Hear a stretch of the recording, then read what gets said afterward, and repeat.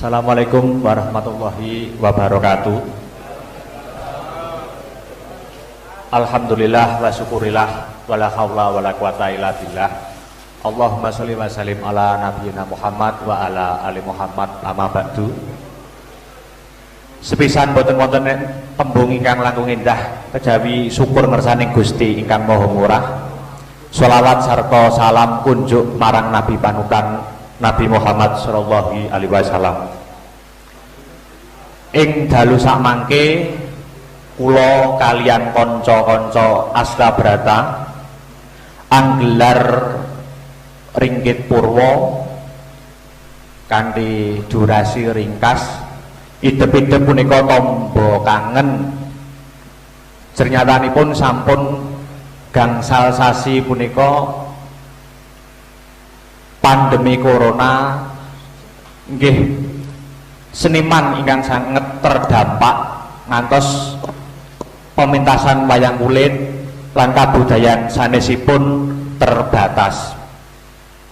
Mila kanthi boten nglanggar wujudipun protokol kesehatan ing dalu sakmangke gelar kabudayan live streaming dua channel nggih Astabrata Media kalih Niken Salindri Family nggih.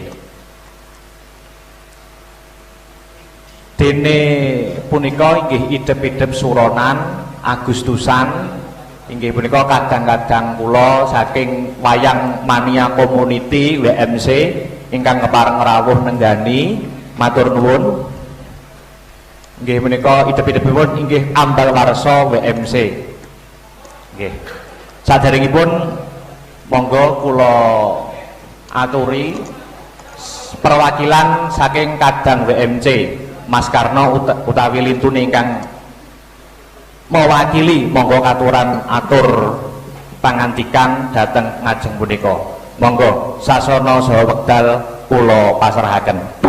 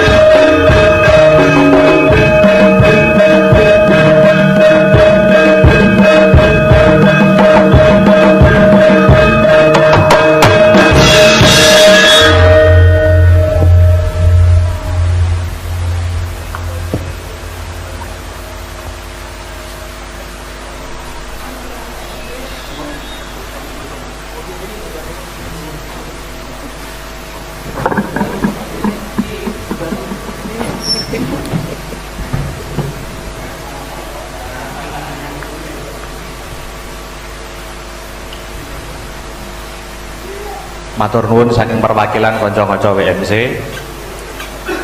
Slindro kang rasa, slindro kang jiwa punika sampun titi wahyaning mangsa kala ringgit purwa kawiwitan.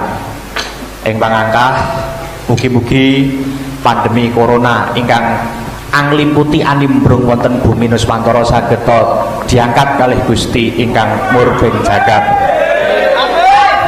Monggo kawiwitan.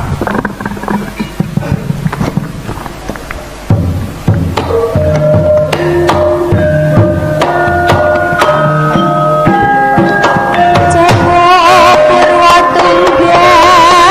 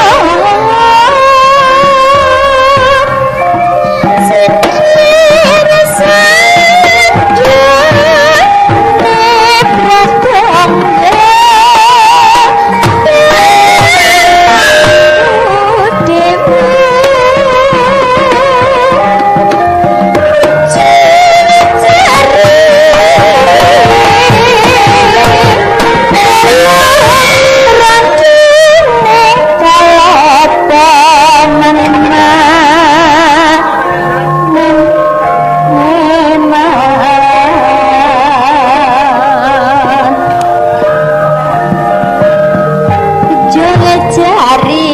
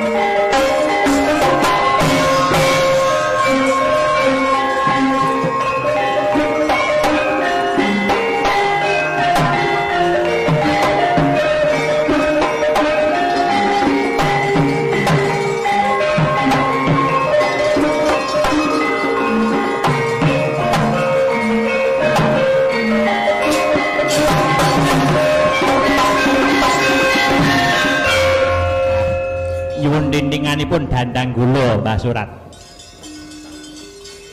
Allahu Akbar minangka pepeling atan ning masjid swara ngumandang iku minangka bukane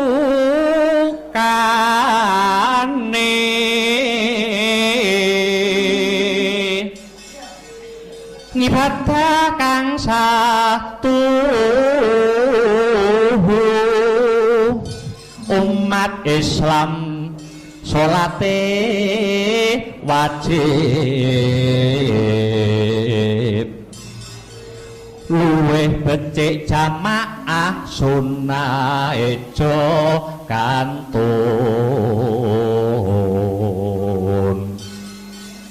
Ramadan nindakno poso kinantenan sabar sareh sarta eling Allah taring hidayah.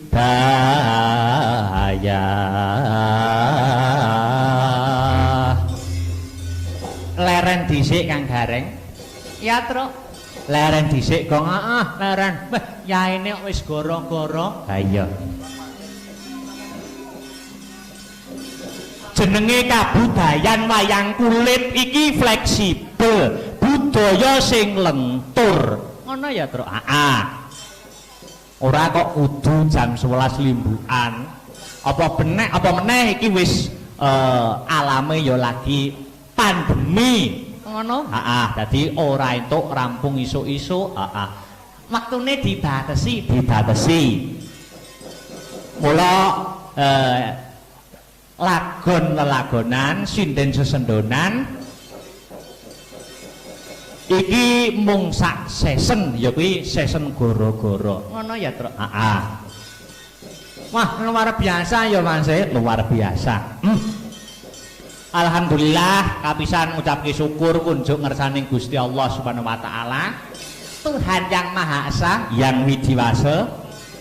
Sebabe awake dhewe isih pinaringan kesehatan lahir terusing batin. Kesehatan kuwi bondo sing paling larang. Bondo sing paling larang. Awake dhewe ngucap syukur sebabe di tengah-tengah virus wabah sing nimbrung ana bangsane dhewe, di tengah-tengah pandemi sing nglimputi negarane dhewe, nyatane awake dhewe isih pinaringan sehat kebagas warasan. Amin, Truk. Pancen sing dijaluk ya kuwi Kang Gareng. Sholawat sarta salam kurmat kunjuk marang Nabi Muhammad sallallahu alaihi wasallam, tumuruning para sahabat sak garwa putra wayah, khususe Bagindo Hasan lan Husain. Acarane apa Mas? Piye? Acarane iki jane ya mung kangen-kangenan wae. Kangen-kangenan. Ben ora kelangan ngeng, tombo kangen. Apa meneh iki ya digelar dengan protokoler kesehatan, uga ditayangake lumantar live streaming. Dadi wong sak donya iso ndelok gambare raine awake dhewe. Betul. Ya kuwi live streaming lumantar YouTube Astabrata Media. Oh ngono. Astabrata Media ya kuwi lan Niken Salindri Family ya, Duk ya. Wah, luar biasa. Gawe apa ki mantau kegiatane awake dhewe sak kanca Astabrata Media. Kuwi gampang carane piye? Carane ya wis buka YouTube ya toh, channel Astabrata Media kuwi dibuka terus ana tulisan subscribe. Dipencet kuwi gratis, subscribe kuwi gratis ora bayar. Terus dipencet tombol lonceng kok kegiatan-kegiatan awake dhewe sak kanca Astabrata Media kapanpun dan dimanapun bisa dimonitor ning omahe dhewe-dhewe. Oh ngono to. Heeh, dadi ora kudu mara rene. Mamane wayangane ning kene cukup ngeloni HP-ne dhewe-dhewe. Wah, luar biasa, luar biasa. Kemajuan zaman, Reng. Heeh. Lah. Dasare apa meneh iki ana ing gelar kabudayan, gelar kesenian, tontonan rakyat, ana ing Pemda pemerintah daerah Kabupaten Nganjuk iki jane wis entuk tanda tangan, jane wis diizini, wis diizini, tapi tentunya penyikapane kudu nganggo tetap protokoler kesehatan, protokol kesehatan. Heeh. Terus uga ki awake dhewe sing angel piye? Sing angel ki nak ya mengembalikan mindset masyarakate awake dhewe, mengembalikan apa ya pola pikire masyarakate awake dhewe. Wong mergo rakyat cilik sing ana desa ana pelosok-pelosok kono ora isih orang gagapi dikira wayangan, pengajian dan lain sebagainya ki isih urung oleh. Wi boleh saja. Tentunya dengan tidak melanggar protokol kesehatan. Nek muni protokol kesehatan sing hati-hati aku tahu kleru Lah iya. Ora protokol lah ya. Iya, Dadi awake dhewe iki ya membuktikan kepada pemerintah, awake dhewe iki seniman sing ora anti pemerintah, awake dhewe iki nurut karo pemerintah. Apapun yang ditulis, keputusan, kebijakan apapun itu pasti awake dhewe dadi seniman apa nek dadi nom-noman taruna, seniman taruna, seniman muda iki mesti kudu taat. Wong ya ora melanggar. Penonton ning kene ya dibatasi nganggo masker. Tur ya cuci tangan nganggo hand sanitizer. Lah iya, Ki babar blas ora melanggar protokol kesehatan. Tur ya saya apike langkung becike iki ya supaya ana kepiye ya solusi tumrape seniman-seniman kang ya ngene iki gelar kabudayan, wayang, lajaran, antayub, campursari dan lain sebagainya. Ora mungkin Kang Gareng mosok kaya arep ngene iki terus virtualan terus. Iki tidak mungkin. Mula kudu awake dhewe memita sing banget lah piye carane, solusi piye, entah ya penontonnya dibatasi, entah apa piye kuwi awake dhewe pasrahne karo wong-wong dhuwuran sing luwih pono babagan kebijakan anggone luwih bisa mranata becike pemerintahan terus.